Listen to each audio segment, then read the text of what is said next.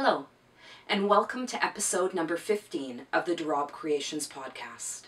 My name is Nicole, and I'm coming to you from Calgary, Alberta here in Canada, where I live with my husband Barry, my son Riley, and our beautiful, wonderful rescued Rottweiler named Grace. Well, it's been about 3 weeks since I last put out a podcast, and I do apologize for the delay, but it has been super busy here at my house.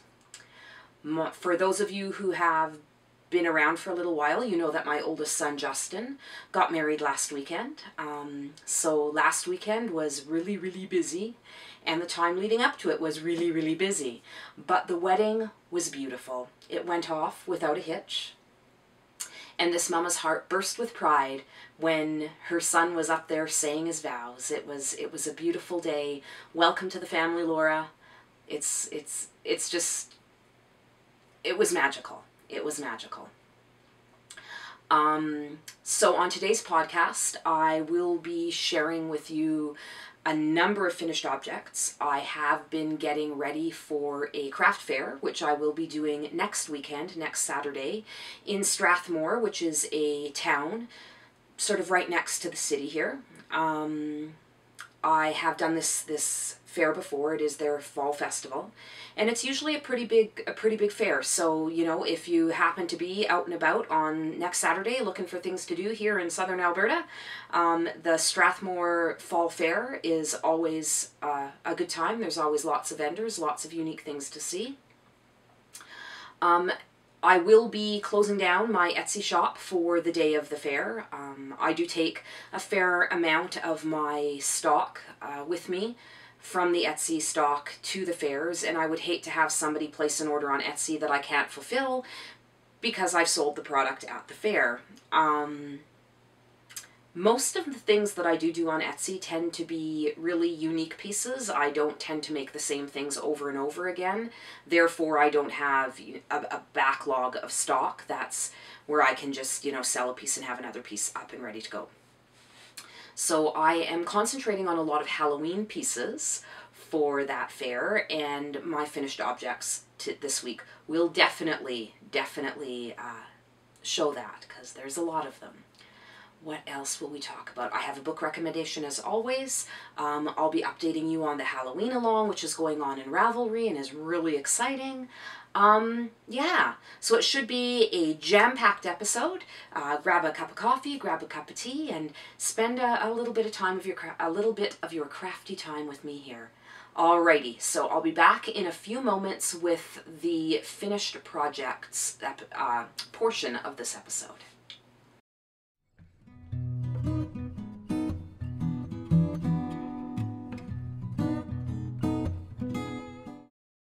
Alright, so on to some finished projects.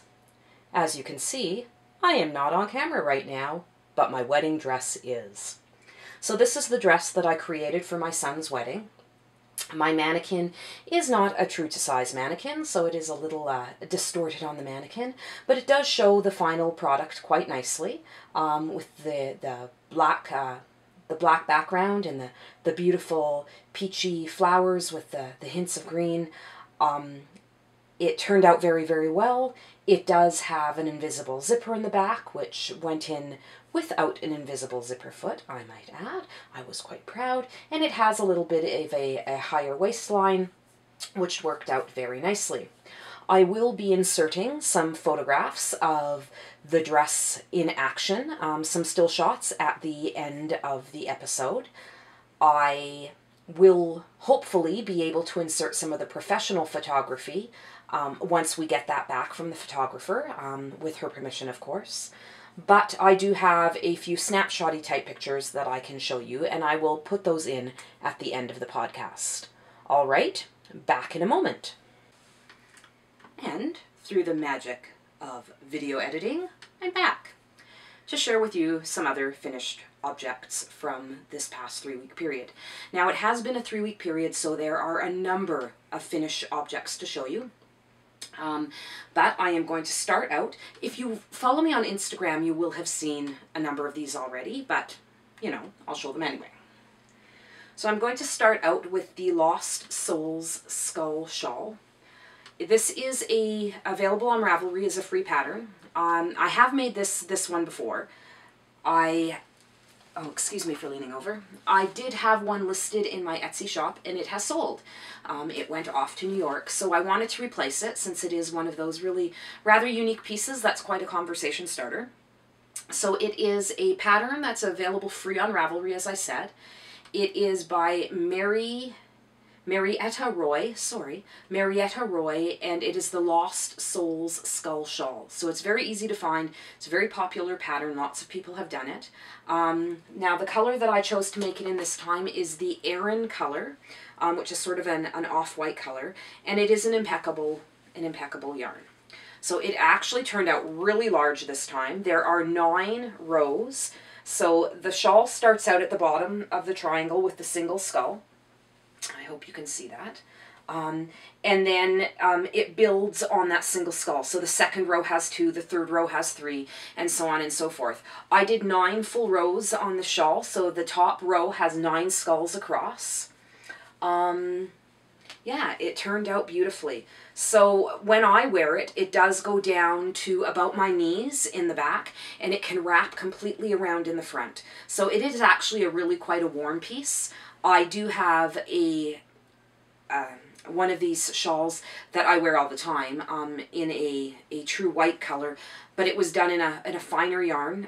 This is a number 4 weight, and it was done more in a DK weight, so it's a little bit more delicate, a little bit more fine, and I wear it more like a bandana scarf, and it always, you know, creates great conversation piece. Great conversation piece.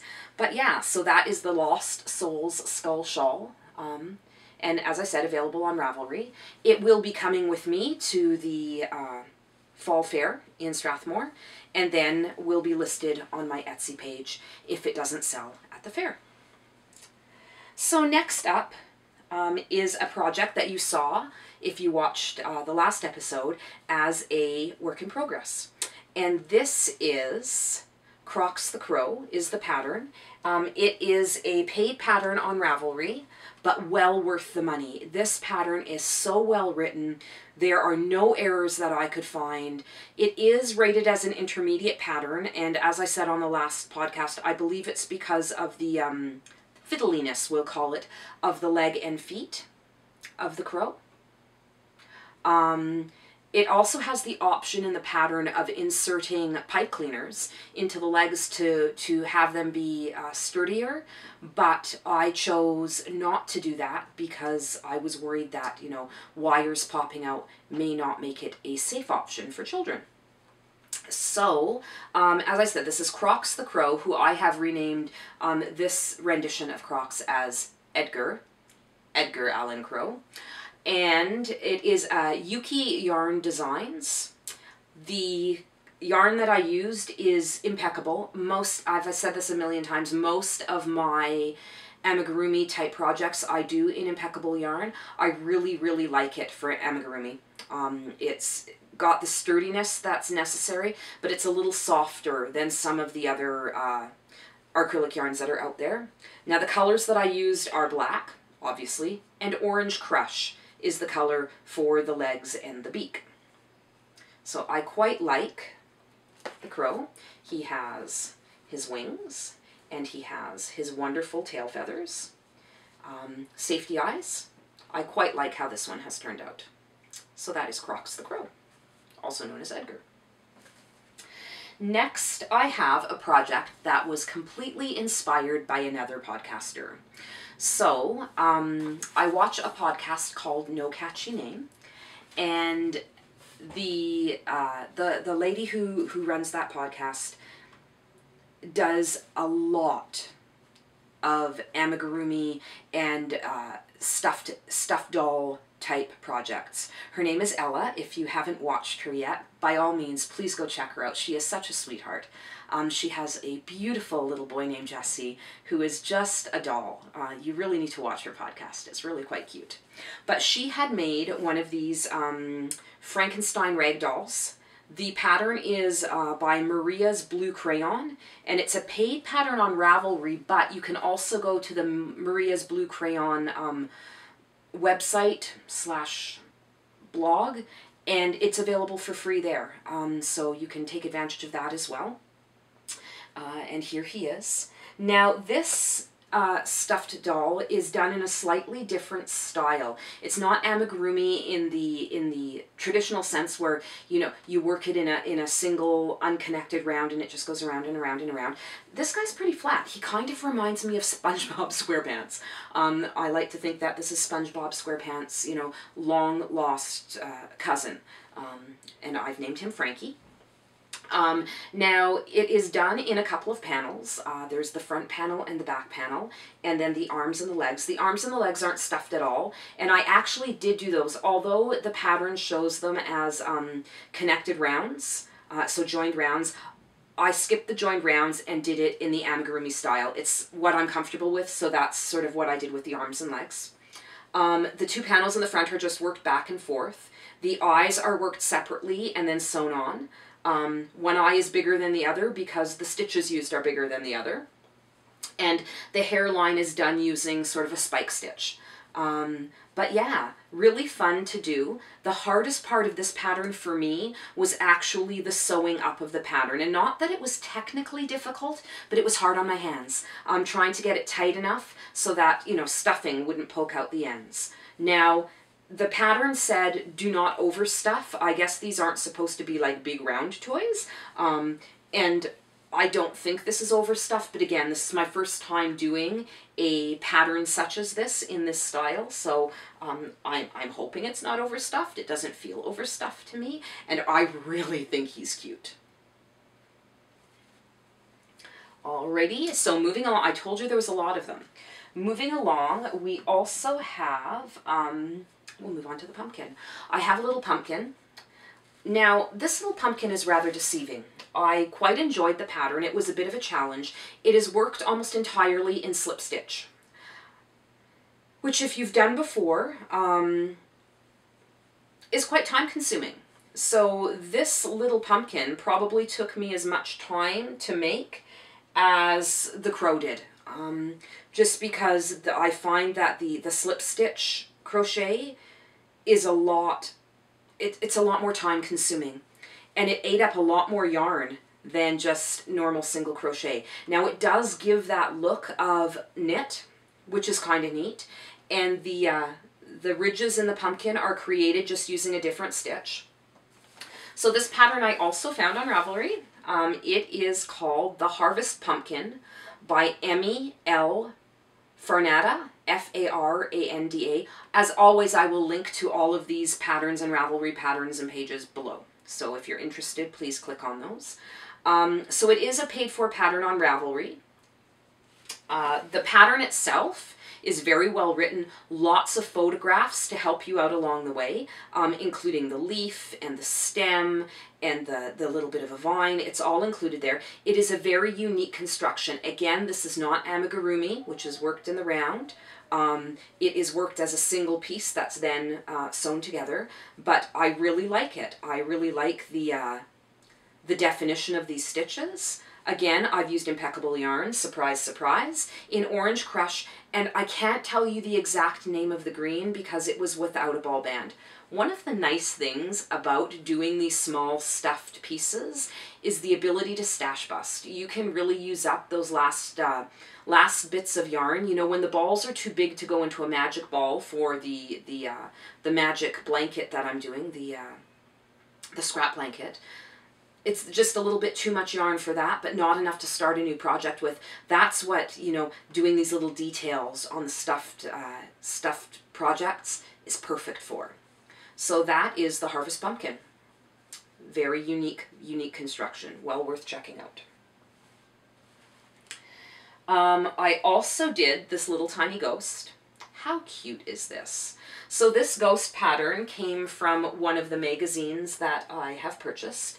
It was out of the Simply Crochet issue number 49.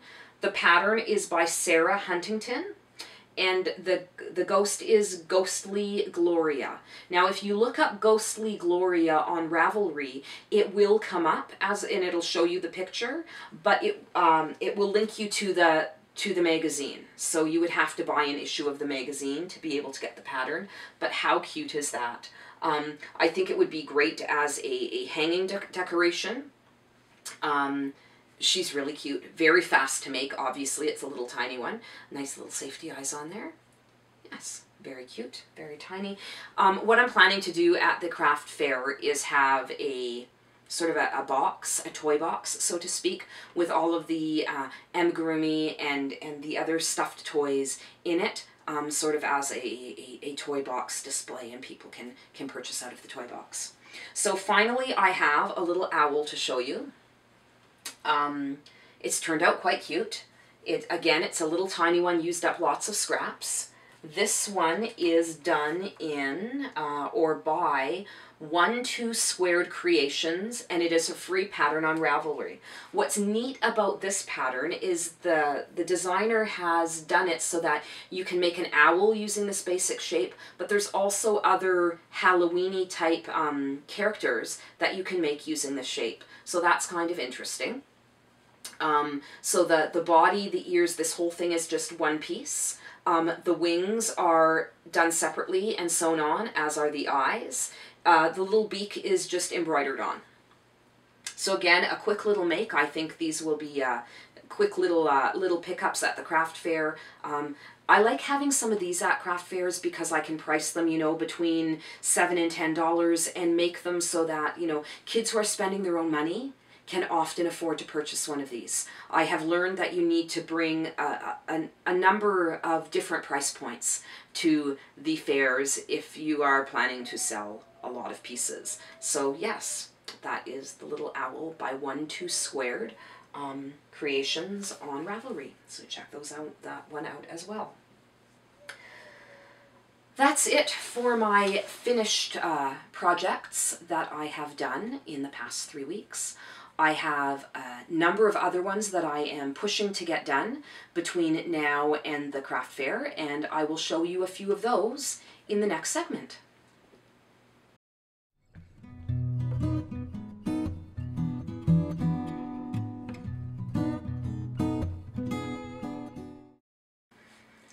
All right, moving right along, let's talk about some of the current projects that I have on my hook. So, starting out, I did show this project a few episodes ago as a very beginning project, and now I am more than halfway through, so I figured I would show it to you again. So this is the Everyday Cardigan, and it is by Sorella on... it's a free pattern on Ravelry, so feel free to go look it up. So far it's been very simple to make. It's done in a bulkier weight yarn, so it'll be a nice warm cardigan to wear in the fall and into the winter.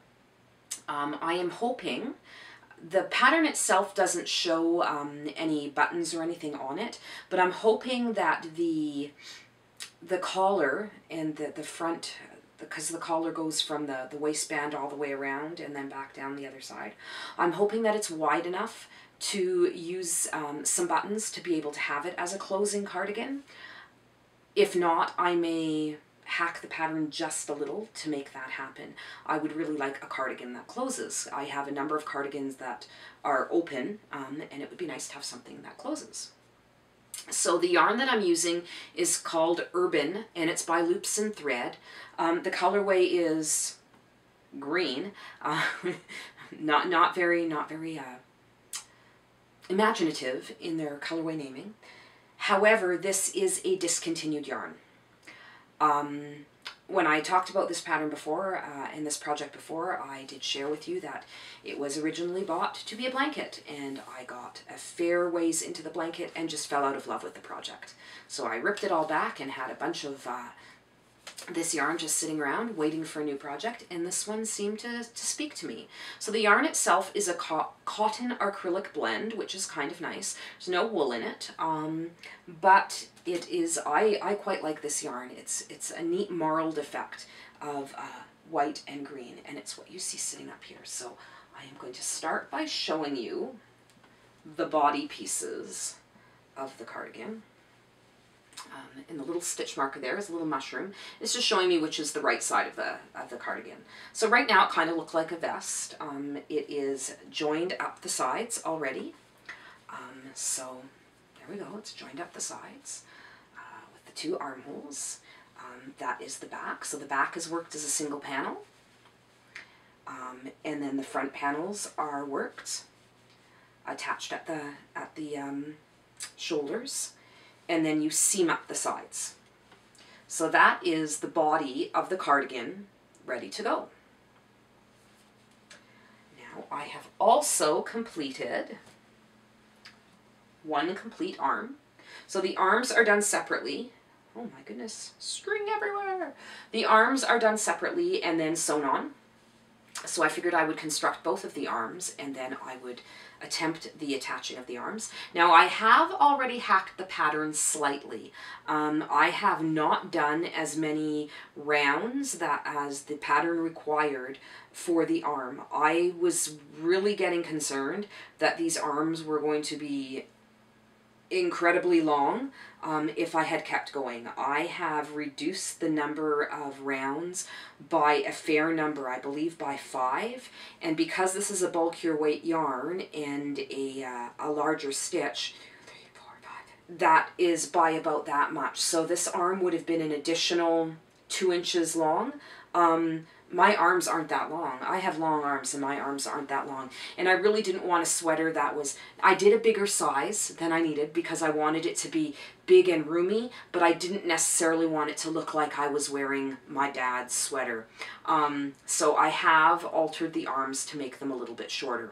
Hopefully though, by making that bigger size, I will get the coverage in the front that I need to be able to put the buttons on. So I'm hoping it all works out in the end. So that is 1 completed arm.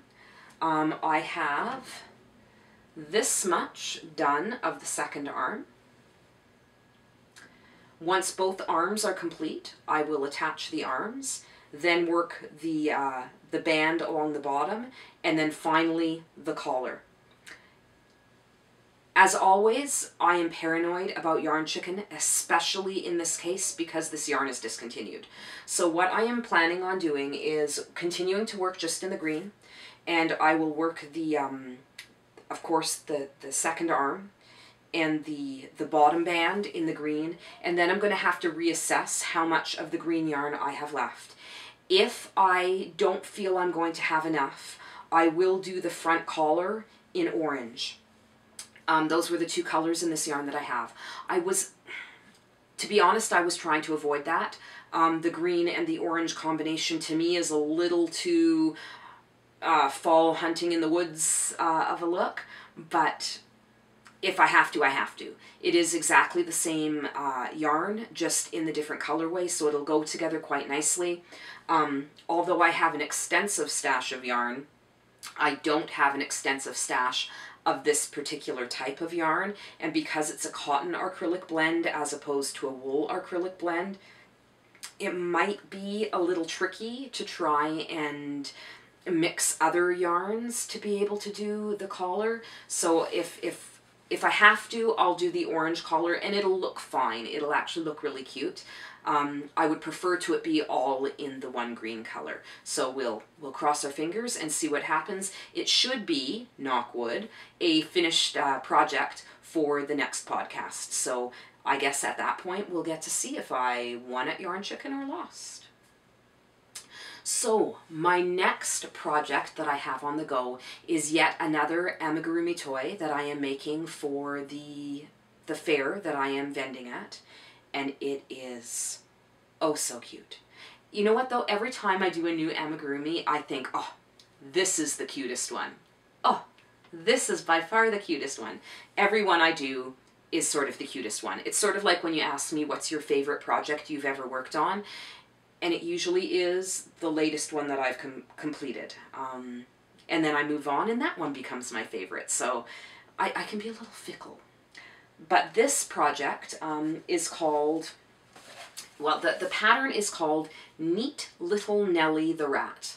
And it is by Mirage Lille, L-I-L-L-E. Again, I will link this in the Ravelry notes. Now, I got the pattern out of the Inside Crochet magazine. There is the edition. Issue number 101. And it is an amigurumi rat, as you may have guessed. The pattern, however, is also available from the book called Cuddly Amigurumi Toys by Marie-Lise Lyle. And again, I will link below. So you can get to the pattern two ways. If you do, again, look this up on Ravelry, it will come up on Ravelry, but I believe it links you either to the magazine or the book. It is not an available pattern on Ravelry, but you can see the links at Ravelry.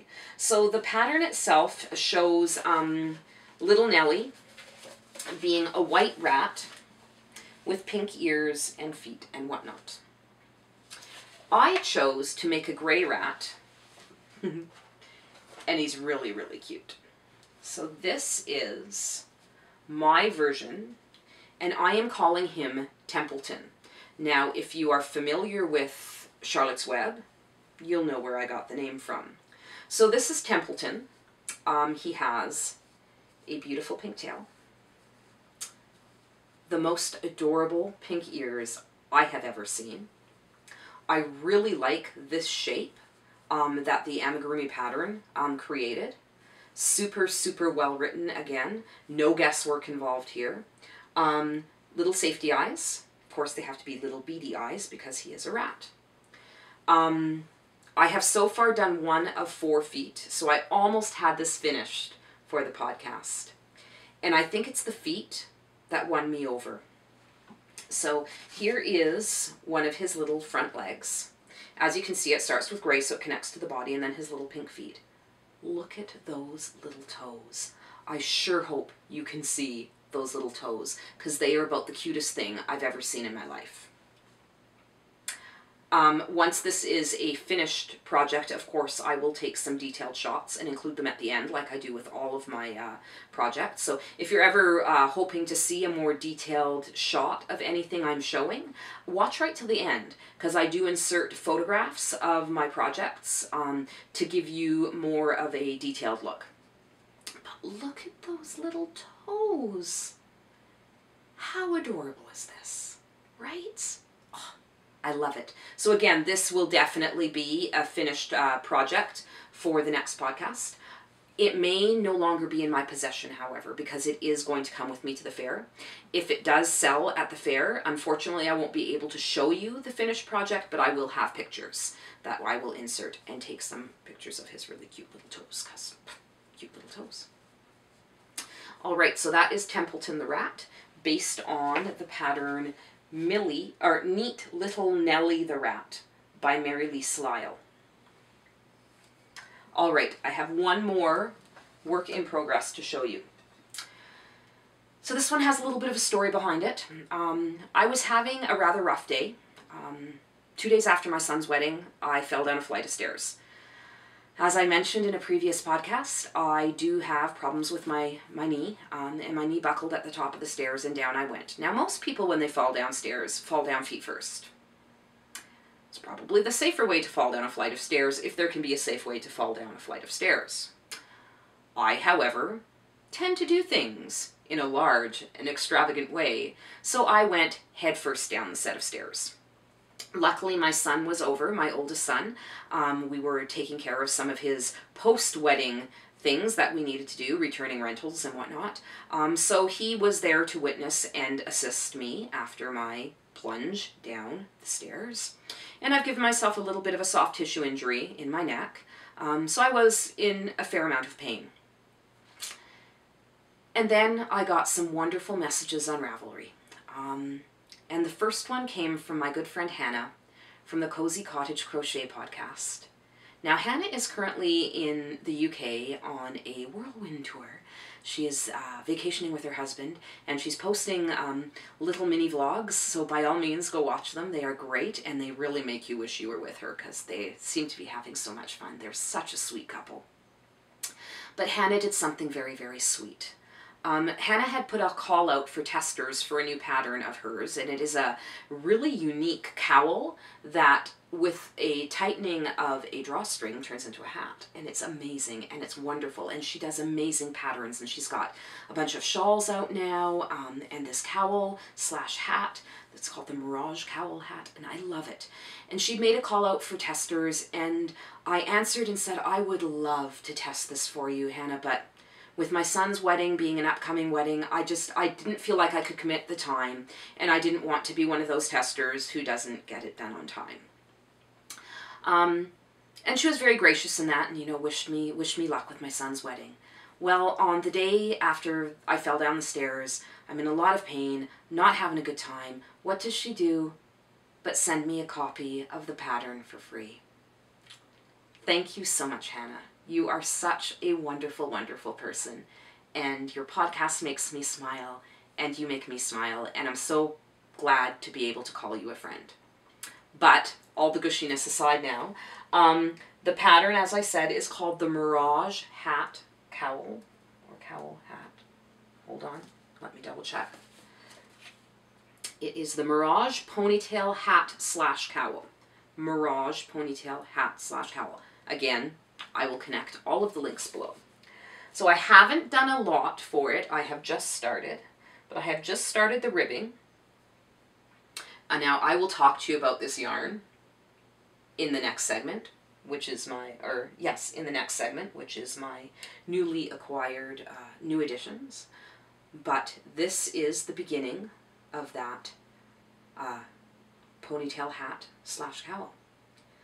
So the yarn I'm using is a gradient yarn, and again, I'm not going to talk too much about it now because I'm going to talk about it in my new editions. But so far, the pattern is great. Haven't got that far into it, but yes, I will continue to keep you updated. And I have a feeling I'll be making a couple of these in different colors. But yeah, thank you again, Hannah. It's much appreciated, and it really made my day. All right. So that's what I have for projects on the go for my current projects. And if you hold on for a few seconds, I'll be right back with my newly acquired goodies.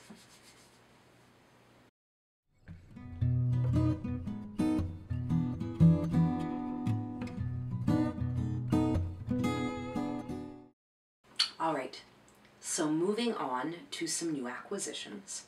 I don't have as many of them today as I have in previous podcasts, but that's okay. As you know, if you watched the previous podcast, I did go a little crazy at the Fiber Festival, so it's all right to take a step back and not buy quite so much.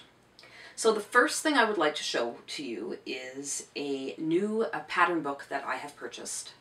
And it is called Zoomigurumi, and it's the 7th edition of this book. So there's 6 previous editions of this book with different patterns in them. So this has 15 amigurumi patterns in it collected together. 11 different designers have contributed to this book, and it is compiled by amigurumipatterns.net. Now, I did see this book on a podcast. I believe it might have been the Lottie and Albert podcast a little while ago, and I finally found it in a local store and picked it up. So there are 3 patterns in here that immediately jumped out at me and that I will be making fairly quickly. I know I've talked a lot about the trade fair that I am doing next weekend. I am also have a confirmed show that I will be doing at the end of November. And it will, of course, have a Christmas theme. So 2 of these patterns I plan to make for that show. The first one is Monty the Moose. Now, there are no really big, cute pictures, so I hope you can see this one. He spoke to me right away. I love his little, his antlers and his ears and the expression on his face. I just love this piece. I probably will not be doing it in blue. I will be doing it in more of a brown, realistic type colors. Although the blue would be really cute for a baby nursery. You could do one in blue and one in pink if you wanted. But he just spoke to me. I really like him, and that's Monty the Moose. And the designer of this one is Little Aqua Girl. Then I was really smitten, again, thinking about that holiday theme, with Noel the reindeer. And now this reindeer is done more in a color palette that I would work with, so more of a traditional colored reindeer. Of course, he's wearing a sweater that is blue. And I thought what would be neat with this one is you could make it in, you could make this reindeer, and then you could make one, of course, with a red nose for Rudolph. And this is by Hello Yellow Yarn. MJ Carlos is the pattern designer on this one. Again, really, really cute. And then the third one that I saw in here isn't something that I would necessarily do for the trade show, the Christmas trade show, but I may do something just to have on hand, potentially, for down the road. It's really cute, and I just thought it would be a perfect gift for a wedding, or for a baby shower. Not that one of those is planned in my future. Let's keep that straight. But this is Lucky the Stork. And Lucky comes with two little bundles, a blue bundle and a pink bundle. I just think this would be adorable in a baby's nursery. Oh, I probably shouldn't be showing all of that. In a baby's nursery, or potentially in a, at a wedding, or a wedding shower, wedding on the line, a baby shower. I just think this is really, really cute. A little bit non-traditional, but yet still very traditional. It's nothing I have seen before. The designer of Lucky the Stork is Zip Zip Dreams. Yeah, I really, really like this. I think this is just adorable. So I will probably be making one of these as well, whether or not there's a baby shower in my future. I really like this stork. So there are a number of other patterns in the book. There's a great pigeon. There's a bear with a gorgeous little bumblebee, the cutest little hamster you've ever seen, and he's got an armful of strawberries. Just really, really cute, well done patterns. I can't speak yet to how well they're written or if there's errors in them, because of course I haven't done any of them yet, but I am excited to dig in and see what they're like. So be on the lookout for some updates on those patterns. And now from a yarn acquisition perspective. So I was in Michael's, dangerous place for me to go, and I came across a new type of Caron cake. If you've been watching the podcast for a while, you know that I have a bit of a love affair with Caron cakes. I love the gradient yarns. I love how they work up. I don't mind abrupt color changes. I think they can add a lot to specific types of projects. They don't work for every project, but I think they do have their place. But I came across these ones, so excuse me for bending over. And I'll pick up the one that I'm using for the hat and cowl. Check those out. I really fell in love with them. So this one is sort of grays and pinks, and I believe it is called, the ball band is down there. It is called, the colorway on that one is Kissy Kissy. Now all of these are acrylic nylon blends. And even though they are fuzzy, they are easy to crochet with. So I haven't had any problems with the fuzz getting really tangled and making it difficult to do stitching. When I did some experimenting with it, I was able to frog back without it getting all tangled. Sometimes when you have these sort of more stringy type yarns, they get all tangled when you try and frog them, and you can't. But these ones seem to frog out quite nicely. So this colorway is called Velvet Teal, and it's sort of blues and teals and grays. And the final one I picked up is purples, of course, because I love purple, and it's called Blackberry. And again, it's sort of the different shades of purples and some gray in there. I am totally smitten with this yarn. I love the fuzzy factor of it. I think it's going to make something that looks and feels incredibly soft. This is some of the softest acrylic yarn I have ever felt. Yeah, as you could see from the bit of the ponytail hat cowl, the Mirage ponytail hat cowl that I have started to work up, how wonderfully that works up. It still has good stitch definition, even though it has the fuzziness of the yarn. And again, so soft. I am really excited to see how this works up as the completed project. I think it looks so soft and feminine. Very nice. I am very excited, as you can probably tell, by this yarn. So again, that's the Karen Latte Cakes by Yarnspirations. There's no wool in it, although it looks very fuzzy. And yeah, it is just absolutely gorgeous. Yeah. And it's odd because I haven't heard a lot of hype about this one. You know, when the Karen cakes originally came out, there was hoopla upon hoopla about these cakes. I think the Karen cakes were actually the first of those gradient cakes to really hit the market. So they hit the market hard and were obviously extremely successful in their marketing because every other company in the world seemed to do them after Karen did. And there's been some other offerings.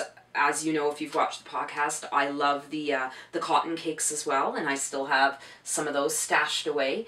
But all of those other ones, there was more of a hoopla about the launch of those yarns. I didn't see any kind of videos come through on my YouTube channel, and I subscribe to a lot of crochet and knitting and yarny podcasts, and none of them seem to be touching on this.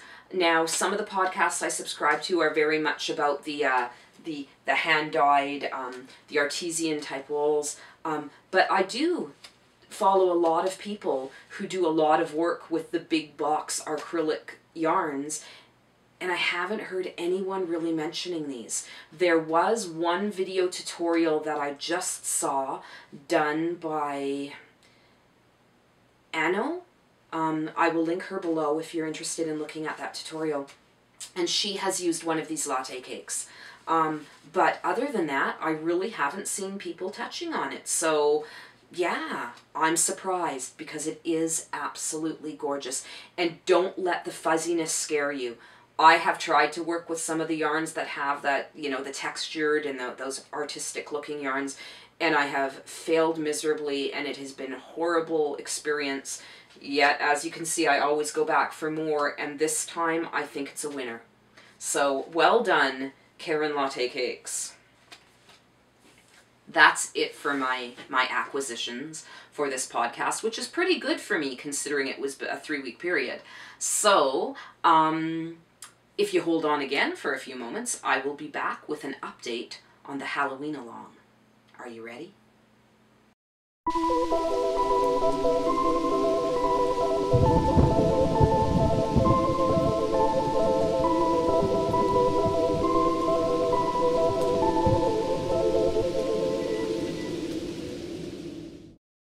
All right, so time for an update on the Halloween along. As you may or may not know, I am currently running a Halloween make-along over on Ravelry. If you haven't checked it out yet, the group on Ravelry is called Rabe Creations. Come on by and check it out. There are 2 threads running in conjunction with the Halloween along. There is a chatter thread, and there is a finished objects thread. On the finished projects thread, please no chatter. It'll make it much easier for me to randomly choose winners out of that thread if I don't have to try and filter out chatter. And in the chatter thread, chatter away. Hopefully we'll be sharing lots of patterns, inspiring each other with all kinds of Halloweeny goodness. Now the official rules are written at the beginning of the chatter thread. So feel free to review them.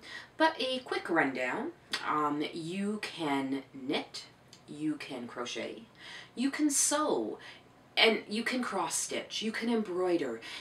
Anything fibery related that you can relate to Halloween can be included. The along has been running for exactly 1 month and will continue through the end of October. Prize draw will happen on November the 1st.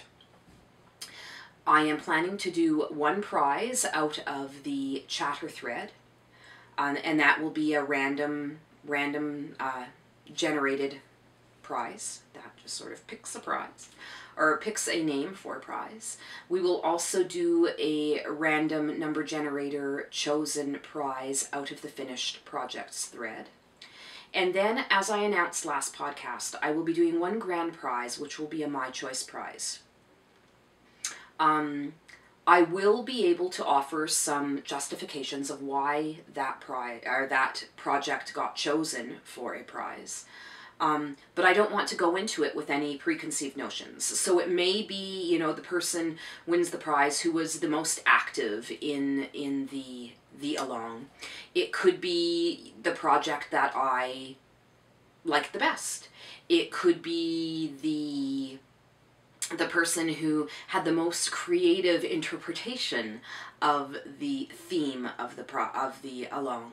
So I haven't quite established yet what will be the determining factor of that last prize draw, but there will be something, and I will explain why the winner wins.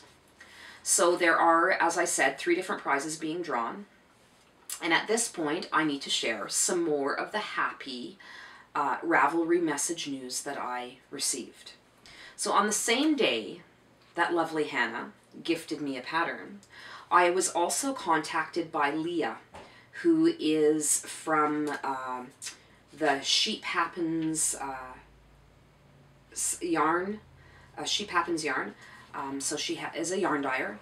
If you have never checked out her shop, I will, you guessed it, include the links below. Check it out though, she has some gorgeous colorways, and she is partnering with Hannah right now with one of Hannah's shawl patterns. I believe it was one of her shawl patterns, or it might have been the cowl, or the hat cowl pattern.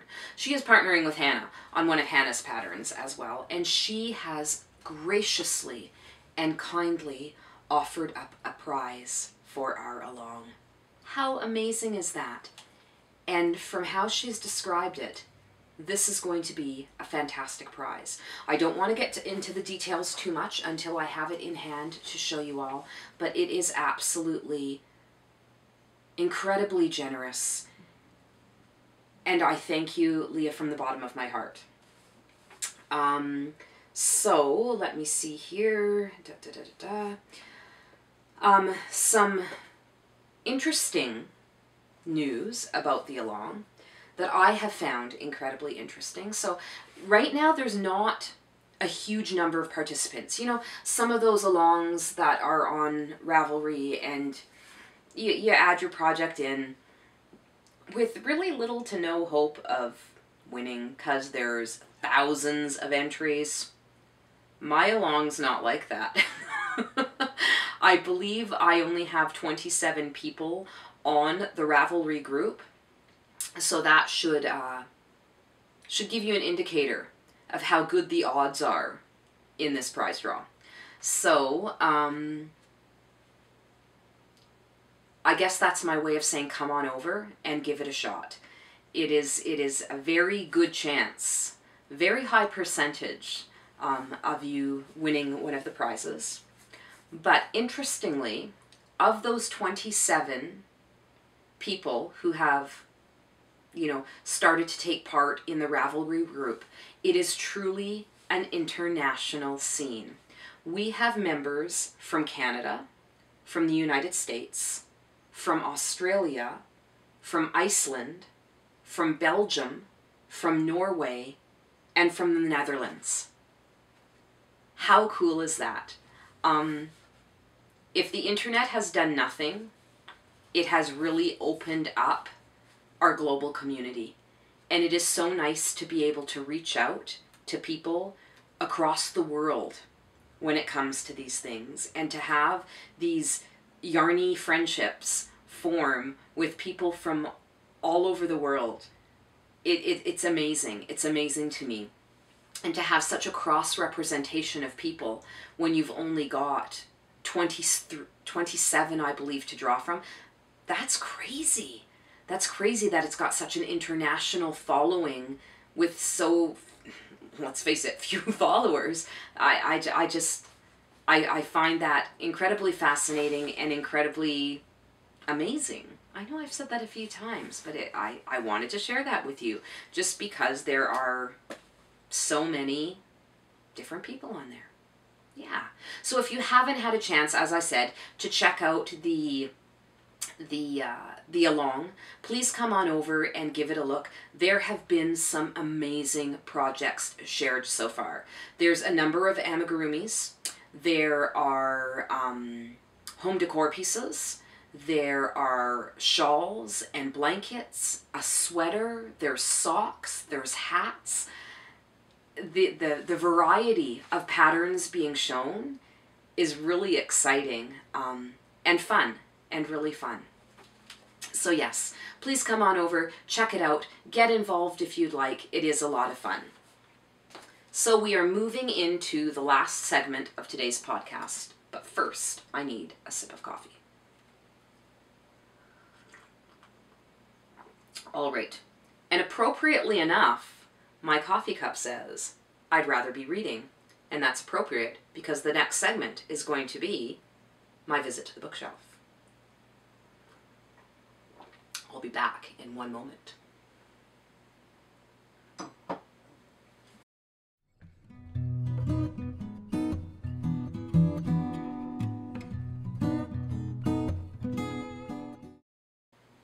Alrighty, welcome back. So I took a trip to my bookshelf and I came up with a new title to share with you today. The book is a historical fiction. I've been sharing a lot of historical fiction with you, and that's kind of surprising to me because it wasn't a genre that I thought I was interested in. But now that I look at it, I've actually read more historical fiction than I thought I had. So this historical fiction deals with the Lizzie Borden case. If you're not familiar with the Lizzie Borden case, it is a murder case that took place a long time ago in the US. It is famous enough that there is a child's poem about it, and it goes a little like this. Lizzie Borden took an axe and gave her mother 40 whacks. When she'd seen what she had done, she gave her father 41. So it's kind of macabre, which means it's right up my alley. So the case itself, as I said, is an established case where it was believed that Lizzie Borden, who was a 30-something-year-old woman, murdered her father and her stepmother and was found non-guilty.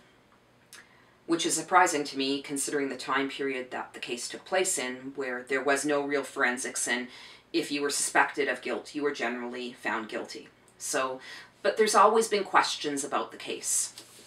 So this book is called See What I Have Done. And look at that cover, isn't it gorgeous? The author's name is Sarah Schmidt, and she is an Australian author. This is her debut novel.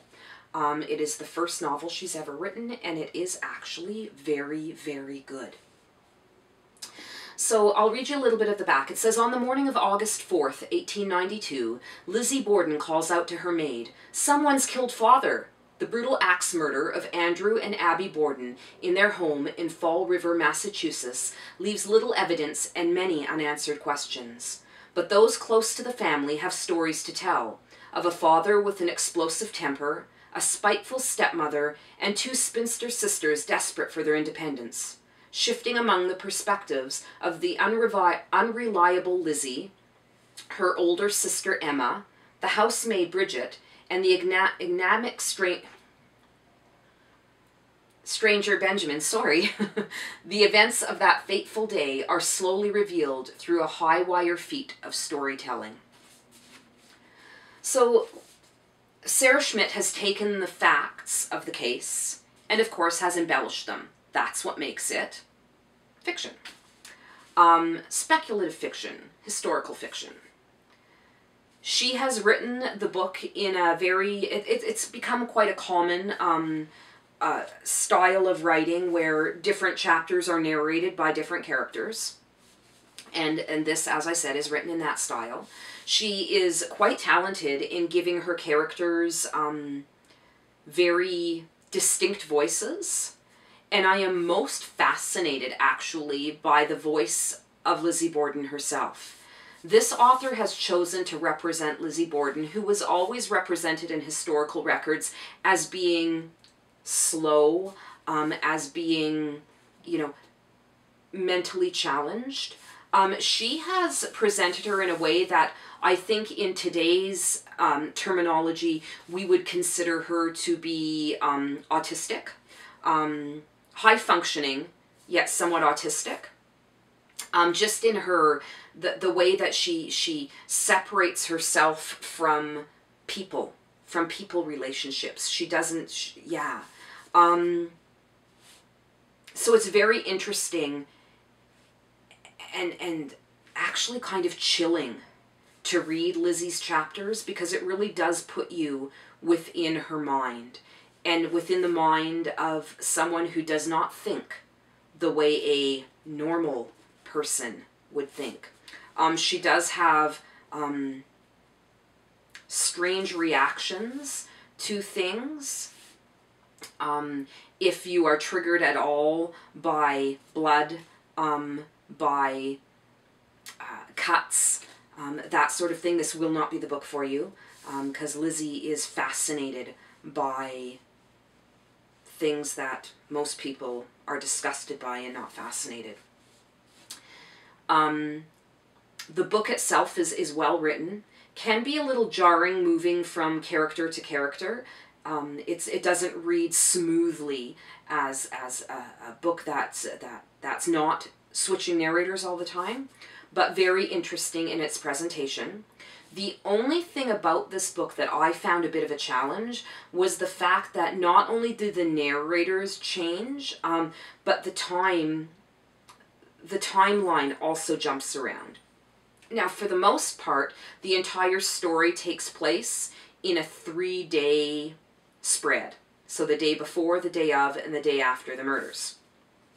But the narrators don't necessarily follow in that timeline. So you may be reading one chapter from one narrator before, and then the next chapter is a different narrator of the day after, and so it can get a little confusing. You do have to pay a little bit of attention. It's not one of those reads that you sort of get swept up in and all of a sudden go, where did the time go? You have to pay attention or you will get a little bit lost. But overall, I really, really enjoyed this book. It's a different sort of look at the Lizzie Borden case. Sort of puts a little bit of personality towards the characters that actually had a part in this murder, in this potential cover-up. Who actually did the murders? Was it Lizzie? Was it not Lizzie? Your questions won't be answered.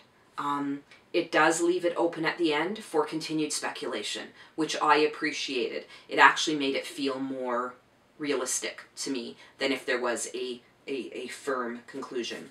But definitely worth the read. Again, that's Sarah Schmidt, See What I Have Done.